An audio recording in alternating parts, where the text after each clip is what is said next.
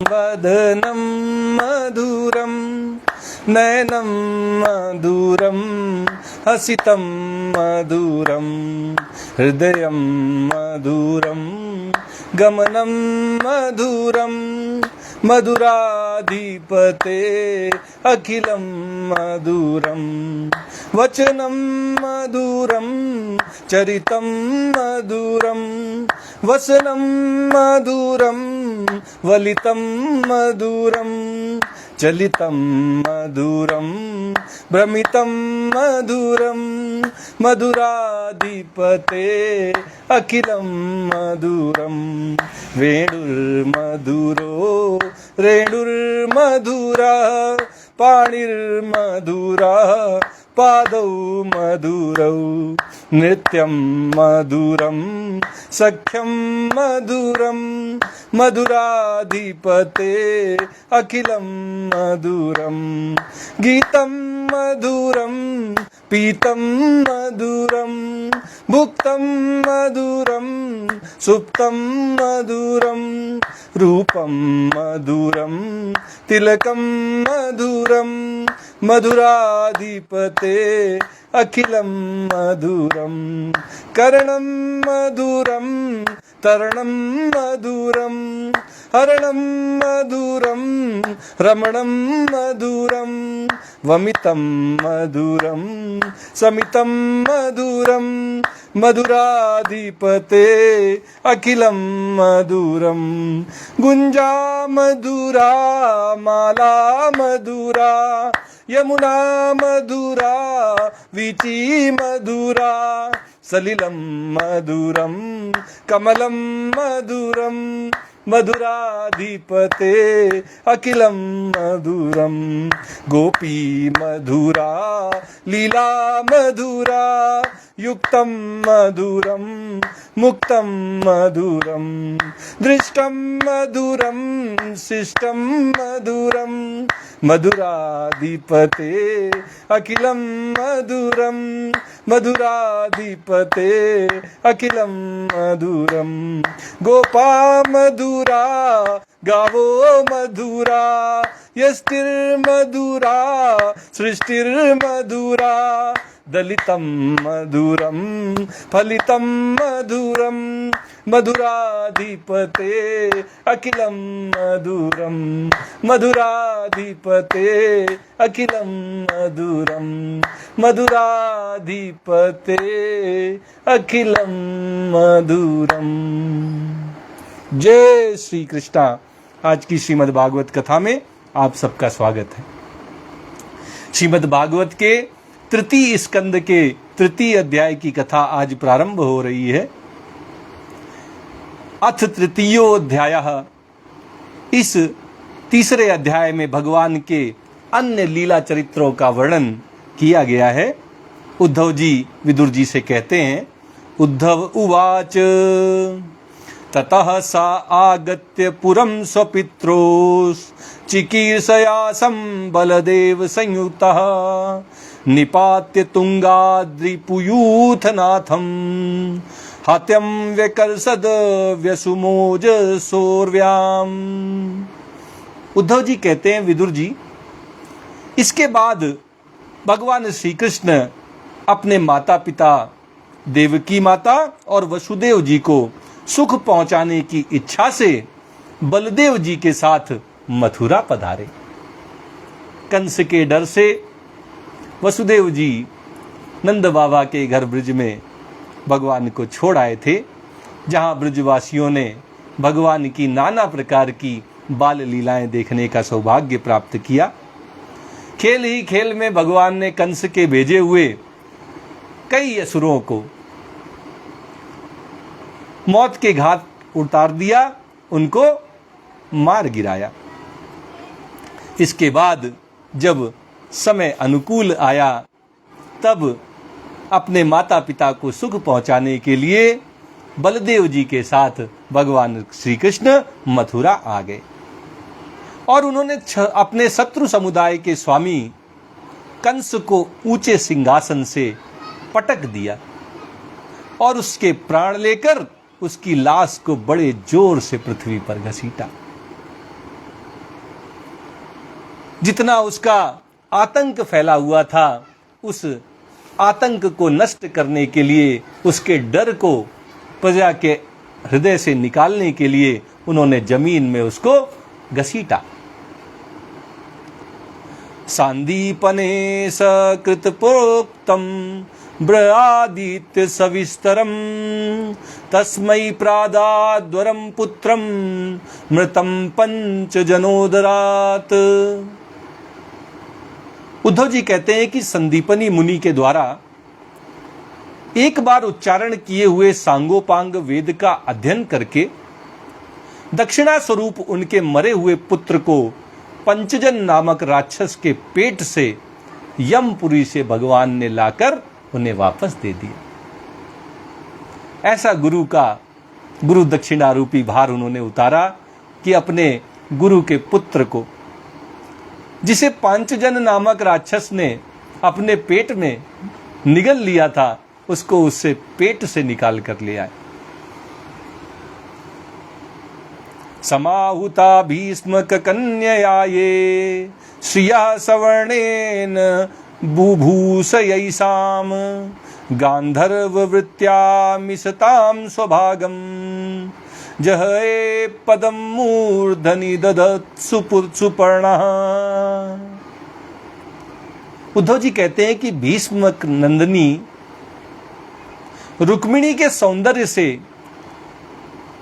अथवा रुक्मी के बुलाने से जो शिशुपाल और उसके सहायक वहां आए हुए थे, उनके सिर पर पैर रखकर गांधर्व विधि के द्वारा विवाह करने के लिए अपनी नित्य संगनी रुक्मिणी को वे वैसे ही हरण कर लाए जैसे गरुण अमृत कलश को ले आए थे। रुक्मिणी का हरण भगवान ने कर लिया, जैसे गरुण भगवान अमृत कलश को लेकर आ गए थे, ऐसे ही शिशुपाल और उनके सहायकों आदि के सिर पर पैर रखकर भी भगवान उन्हें ले आए थे, अपनी नित्य संगिनी बना लिया था।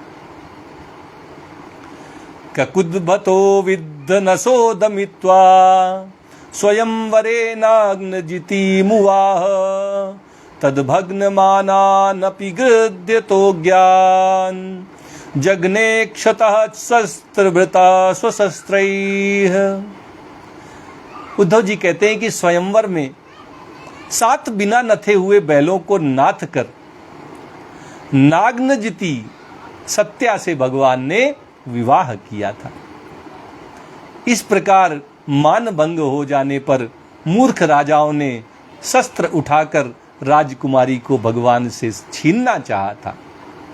तब भगवान श्री कृष्ण ने स्वयं बिना घायल हुए अपने शस्त्रों से उन सभी राजाओं को मार डाला था।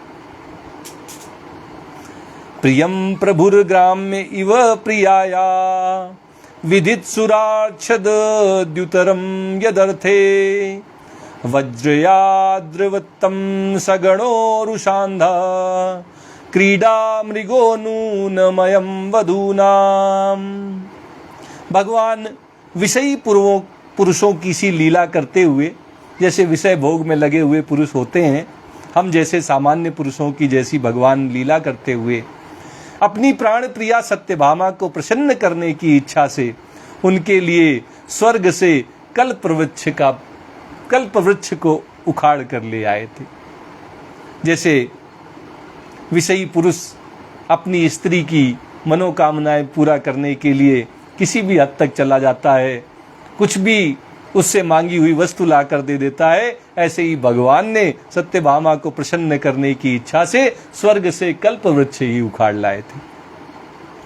उस समय इंद्र ने क्रोध से अंधे होकर अपने सैनिकों सहित भगवान पर आक्रमण कर दिया था, क्योंकि वह निश्चय ही अपनी स्त्रियों का क्रीड़ा मृग बना हुआ है।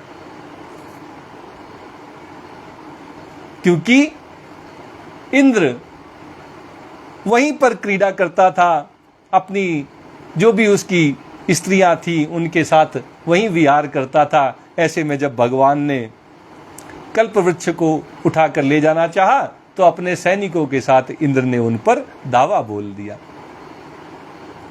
सुतम्रदेखम वपुषाग्रसंतम दृष्ट्वा सुनाभोन्मथितं धरित्र्या आमन्त्रितस्तत्तनयाय शेषं दत्वा तदन्तःपुरमाविवेश।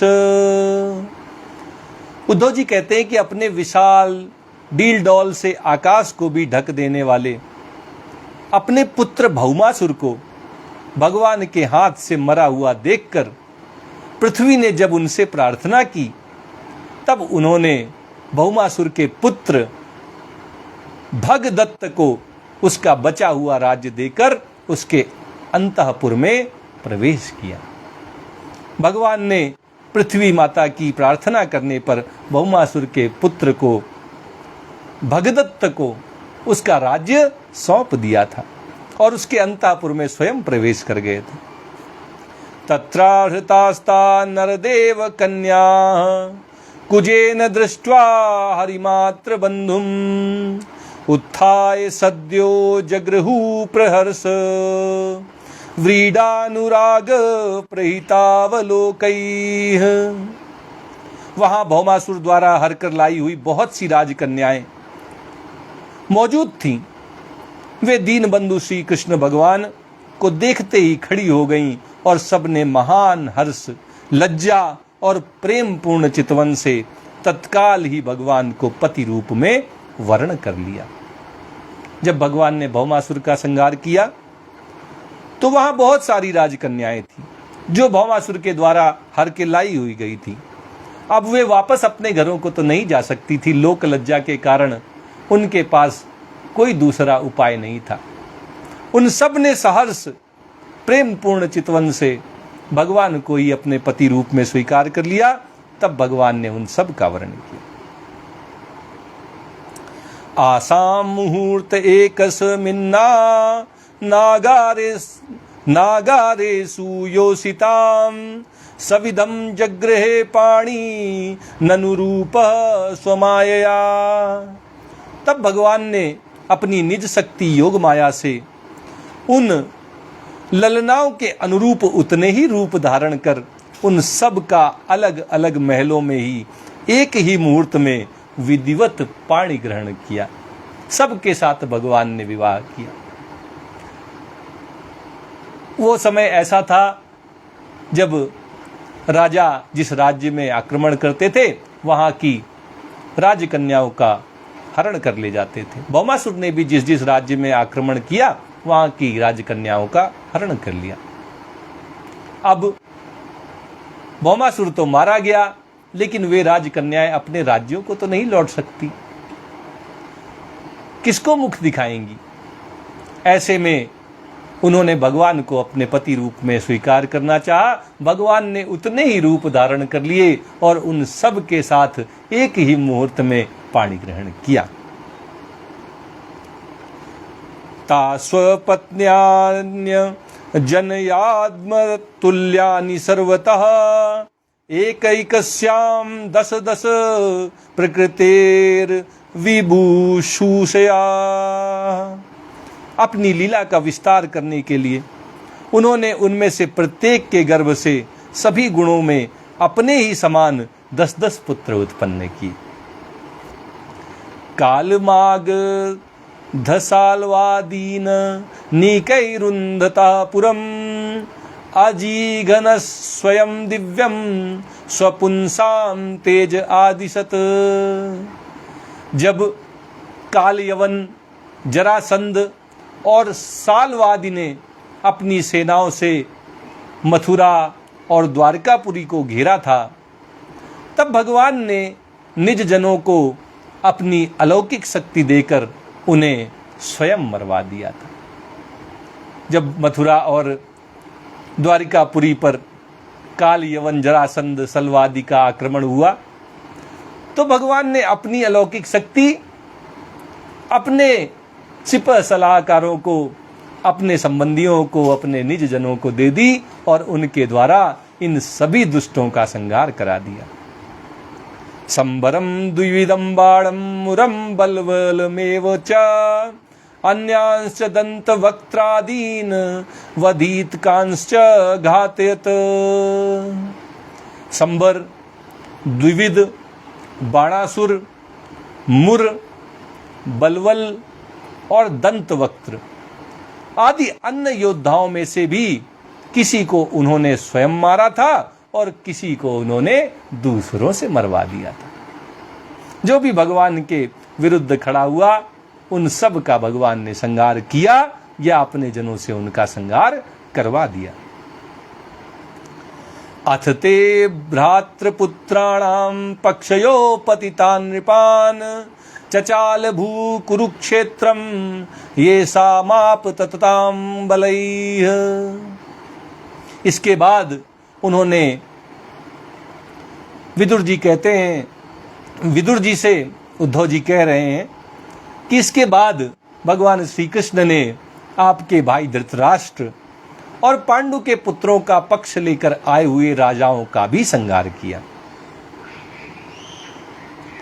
जिनके सेना सहित कुरुक्षेत्र में पहुंचने पर पृथ्वी डगमगाने लगी थी। ऐसा भयंकर युद्ध हुआ था, पृथ्वी भी डगमगाने लगी थी और भगवान ने धृतराष्ट्र के पक्ष के और पांडवों के पक्ष के कई राजाओं का संहार उस महाभारत के युद्ध में करा दिया था। सकर्ण दुस्साहसन सौबलानां कुमंत्र पाकेन हत श्रियायुषम सुयोधनम सानुचरम सयानम भग्नोरुमूर्व्याम नंद पश्यन। कर्ण, दुशासन और शकुनी की खोटी सलाह से जिसकी आयु और श्री दोनों नष्ट हो चुकी थी और भीमसेन की गदा से जिसकी जंघा टूट चुकी थी, उस दुर्योधन को अपने साथियों सहित पृथ्वी पर पड़ा देखकर भी भगवान को बड़ी प्रसन्नता हुई।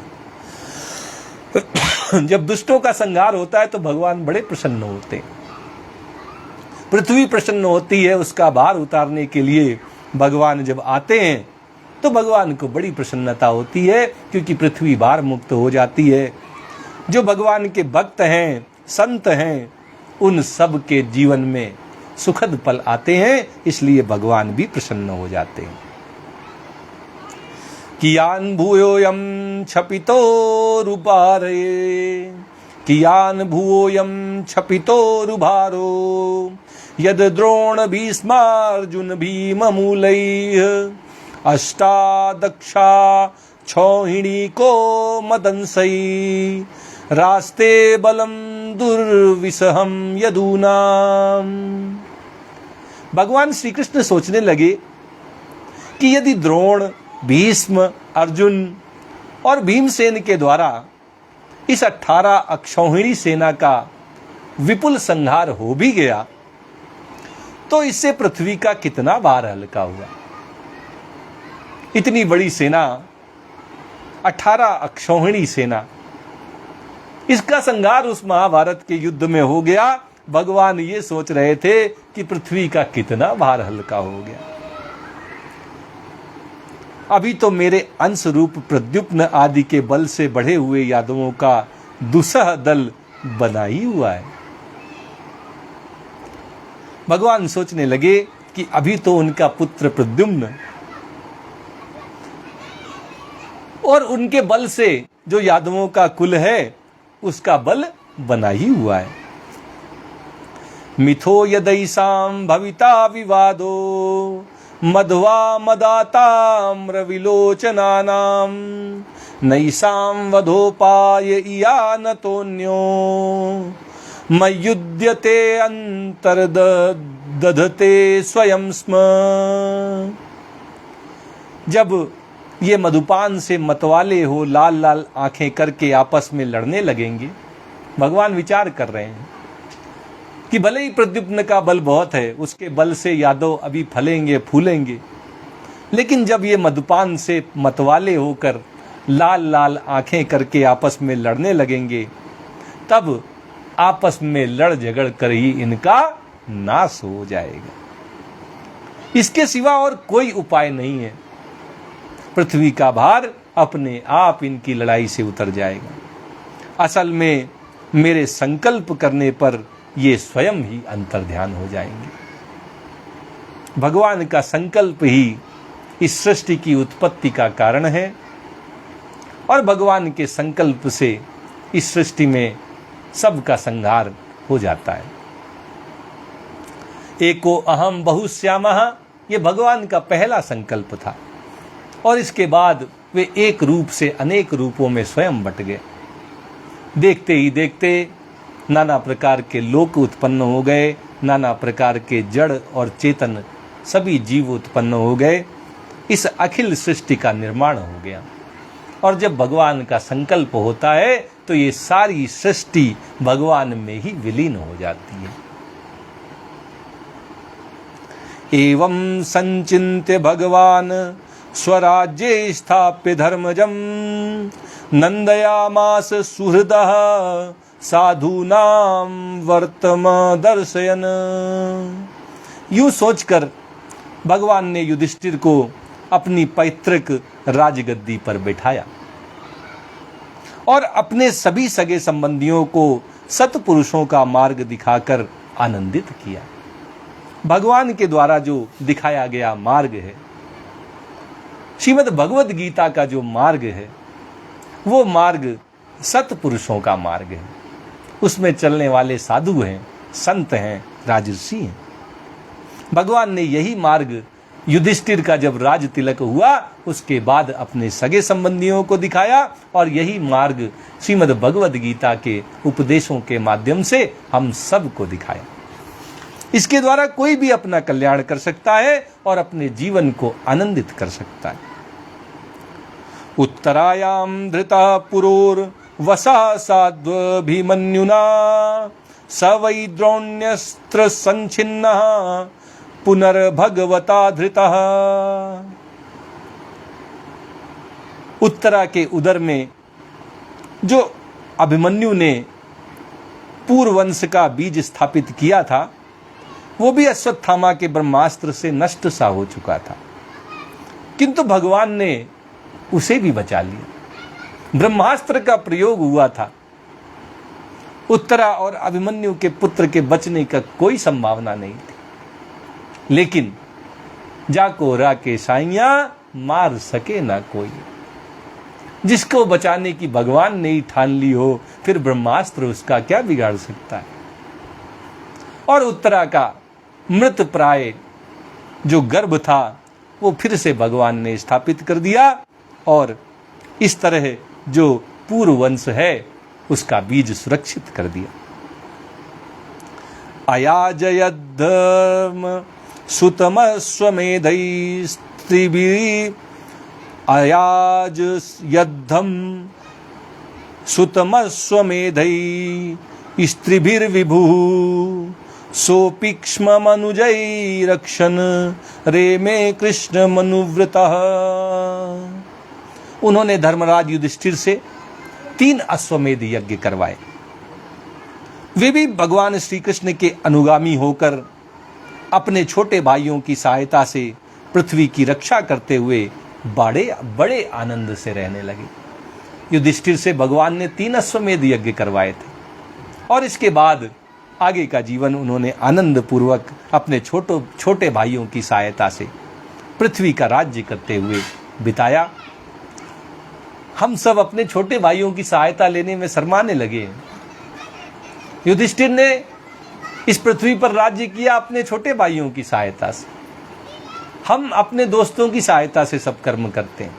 अपने छोटे भाइयों से हम दूरी बना लेते हैं, छोटे भाई हमसे दूरी बना लेते हैं, कारण कि हम अपने छोटे भाई के साथ मित्रवत व्यवहार नहीं करते। उसको छोटा समझकर हम डांट डपटते रहते हैं। धीरे धीरे ये जो प्रेम का रिश्ता है, सहोदर एक ही उदर से उत्पन्न हुए जो 2 भाई हैं, उनके बीच बड़े और छोटे का ये जो भाव है, ये इतना प्रबल हो जाता है कि इसमें एक दूसरे की सहायता लेने का मन में ख्याल ही नहीं आता। दूसरों की सहायता लेने में कोई शर्म नहीं महसूस होती, कोई लज्जा नहीं महसूस होती, किसी तरह की कोई शिकवा शिकायत नहीं महसूस होती, लेकिन अपने ही छोटे भाई की सहायता लेने में बड़ा बुरा लगता है। अरे छोटे भाई की सहायता कैसे ली जा सकती है? इस भाव को धीरे धीरे हमें छोड़ना चाहिए। इस जीवन में एक ही माँ के गर्भ से भगवान ने हम दोनों को उत्पन्न किया है। ऐसे में हमारा छोटा भाई हमारा सबसे बड़ा सहयोगी है। अपने छोटे भाई का हमें हमेशा साथ देना चाहिए और उसकी सहायता से हम जीवन में जहां तक ऊंचाइयां पाना चाहें हमेशा पा सकते हैं। ये युधिष्ठिर के माध्यम से हम सबको शिक्षा लेनी चाहिए। भगवान अपि विश्वात्मा लोकवेद पथानुगः कामान सिसेवे द्वारवत्यामाशक्तः साख्यमास्थितः। विश्वात्मा श्री भगवान ने भी द्वारिकापुरी में रहकर लोक और वेद की मर्यादा का पालन करते हुए सब प्रकार के भोग भोगे। हमारा जो ये सनातन धर्म है इसके 4 महत्वपूर्ण पिलर हैं, इसके 4 मजबूत स्तंभ हैं। और कोई भी बिल्डिंग, कोई भी इमारत, कोई भी भवन 4 खंभों के बिना, 4 स्तंभों के बिना टिक नहीं सकता। 4 मजबूत खंभे हों तो जहां चाहे वहां पर भवन खड़ा किया जा सकता है, वहां छप्पर डाला जा सकता है। लेकिन ये जो 4 महत्वपूर्ण स्तंभ हैं, ये हैं क्या? ये 4 महत्वपूर्ण स्तंभ हैं धर्म, अर्थ, काम और मोक्ष। एकमात्र विश्व का धर्म, एकमात्र विश्व की सभ्यता जो 4 मजबूत स्तंभों पे खड़ी है वो हमारा सनातन धर्म है। इसमें धर्म, अर्थ, काम और मोक्ष, इन चारों को बराबर महत्व दिया गया। कई लोग हैं जो धर्म को आगे रखकर बाकी सबको पीछे लगाने में तुले हुए हैं। कई लोग ऐसे भी हैं जो धन को आगे लगाकर, अर्थ को आगे लगाकर बाकी पीछे करने पर तुले हुए हैं। कुछ ऐसे कामी हो गए हैं कि उनको काम के अलावा दूसरों की चिंता ही नहीं है, विषय भोगों में ही लगे हुए हैं। और कुछ ऐसे मोक्षकामी हैं, मोक्षकामी मैं कहता हूं, मोक्ष की कामना इतनी बढ़ गई है कि उन्होंने धर्म, अर्थ और काम का ही त्याग कर दिया है। जबकि भगवान अपने माध्यम से एक ऐसा उदाहरण प्रस्तुत कर रहे हैं कि धर्म, अर्थ, काम और मोक्ष चारों को साथ लेकर इस जीवन को कृतकृत्य किया जा सकता है। उद्धव जी कह रहे हैं विदुर जी से कि भगवान द्वारिकापुरी में रहे, लोक और वेद की मर्यादा का पालन करते हुए उन्होंने सभी प्रकार के भोग भोगे। इसका क्या अर्थ है? इसका मतलब इतना है कि हम सबको हमारे देश के जो कानून हैं वो हमारी लोक मर्यादा है, और जो हमारे धर्म के अनुसार आचरण है वो हमारे वेद मर्यादा है। इन दोनों का पालन करते हुए हम सभी भोगों को भोगें और धर्म, अर्थ, काम, मोक्ष इन सब को साथ लेकर आगे बढ़ें। इस तरह हम सनातन धर्म की जो वास्तविक उद्देश्य है, जो लक्ष्य है, भगवत प्राप्ति को निश्चित रूप से प्राप्त होंगे और इस जीवन में हम सभी तरह के सुखों को भी भोग सकेंगे। किंतु सांख्य योग की स्थापना करने के लिए उनमें भगवान कभी आसक्त नहीं हुए। हमें ध्यान देने वाली बात भगवान बता रहे हैं, कह रहे हैं धर्म पे भी टिके रहो, अर्थ पर भी टिके रहो, काम में भी टिके रहो और मोक्ष में भी टिके रहो, लेकिन ध्यान रखना इनमें से किसी में भी आसक्त नहीं होना। अगर अर्थ में कोई आसक्त है, दिन भर धन की चर्चा करता है, तो वो उसी हालत में है जैसा धर्म के प्रति आसक्त मनुष्य है। और वही हाल काम में आसक्त व्यक्ति का है जो हाल मोक्ष के प्रति आसक्त व्यक्ति का है। इनमें से किसी के प्रति आसक्ति नहीं होनी चाहिए। लोक और वेद मर्यादा का पालन करते हुए सभी भोगों को भोगिए। ये जीवन मनुष्य रूप में आपको भगवान ने दिया है। भगवान ने जैसा आदर्श स्थापित किया है, हम सबको उसी का पालन करना चाहिए। आज की कथा यहीं तक कही जाएगी। आइए श्रीमद् भागवत जी की आरती करते हुए आज की कथा को यहीं विराम देते हैं।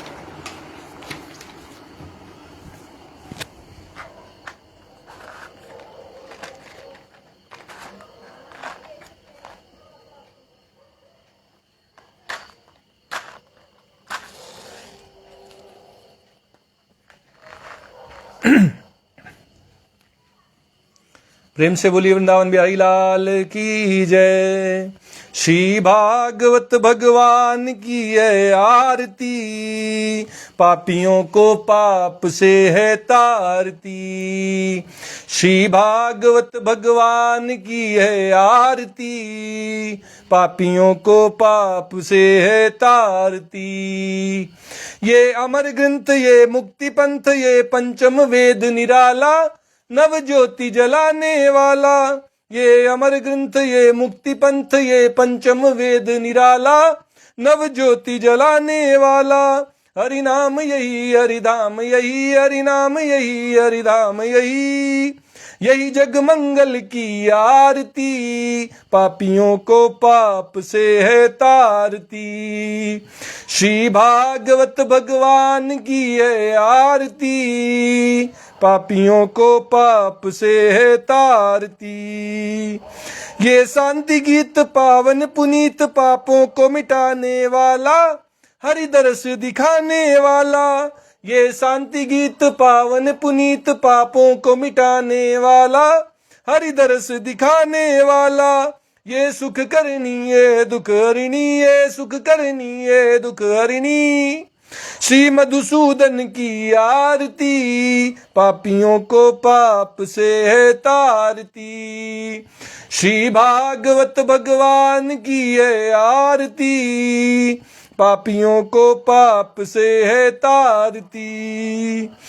ये मधुर बोल जग फंद खोल, सन्मार्ग दिखाने वाला, बिगड़ी को बनाने वाला।